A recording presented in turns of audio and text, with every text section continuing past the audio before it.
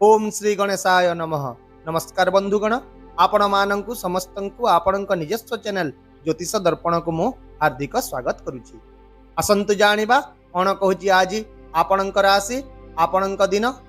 तेबे चालंतु वीडियोटी आरंभ करिबा आजिर सुविचार सहित। बंधुगण, जीवन रे केवल सेही माने ही सफल होइतांती जेउ माने समयर मूल्य को बुझी पारन। तेणु जदि समय आपणक सपक्ष रे रहिछि तेबे ताहार पूर्ण उपयोग करिबा ही बुद्धिमान र काम होइताय।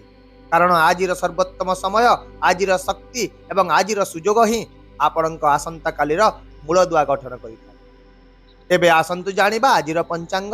आज हेउची 4 नवेम्बर 2025 मंगलवार, कार्तिक मास शुक्ल पक्ष चतुर्दशी तिथि, रेवती नक्षत्र। आजिर राहु काल अपराह्न 3टारू 4:30 पर्यंत रहिबो।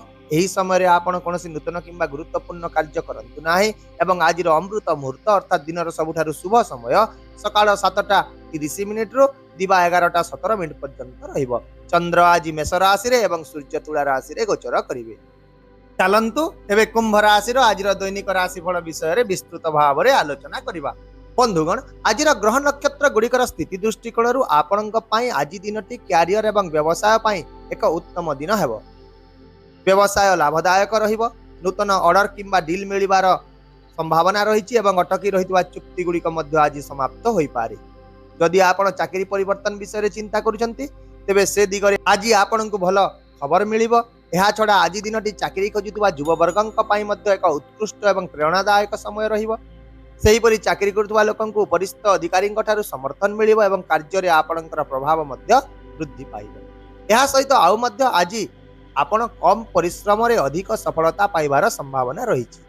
छात्र छात्री एवं प्रतियोगितामूलक परीक्षा पई जो माने प्रस्तुत होउचंती समानंक पई दिनटी विशेष भाव रे अनुकूल रहिबाकु जाउछि।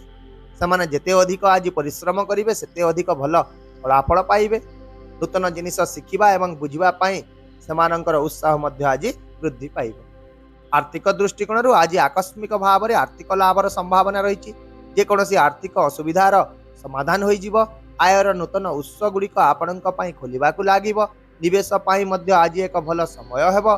तथापि कोनोसी बड़ निवेश जदि करूछंती ता पूर्वरु अभिज्ञ एवं वयस्क व्यक्ति विशेषक परामर्श निश्चित नियंतु। एहा सहित आज आपणकर आर्थिक योजना आगकु बढ़िबो। सेतिरे स्पीड देखा जाबो। अप्रत्याशित लाभ हेबार मध्य संभावना रहिछि एवं भाग्य आपणकर आर्थिक स्थिति को आहुरी आज मजबूत करबाकु जाउछि। सेहीपरि स्वास्थ्य दृष्टिकोण आज आपणकर शारीरिक शक्तिर स्तर भल रहिबो।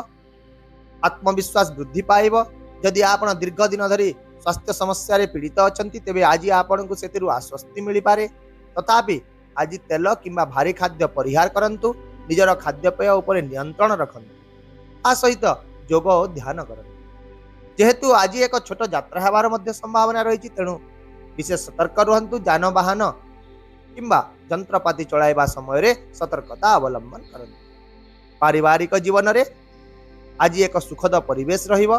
पारस्परिक आलोचना माध्यम रे जे कोनोसी समस्यार समाधान कले परिवार रे सफलता मिलिबो। संपर्कयंक सहित एक साक्षात होई पारे जहा कि आनंददायक रहिबो। समाज रे आपणकर मान सम्मान प्रतिष्ठा वृद्धि पाइबो। एहा छड़ा जदि आपण राजनीति करूछंती तेबे राजनैतिक एवं सामाजिक क्षेत्र में मध्य आपणकर प्राधान्य वृद्धि पाइबो। जो माने निज प्रेम संपर्क को विवाह रे परिणत करबा को चाहंती सेमाने मध्य आज से दिगरे किछि भल खबर पाइबे। प्रेम संपर्क रे सफलतार संभावना रहिछि।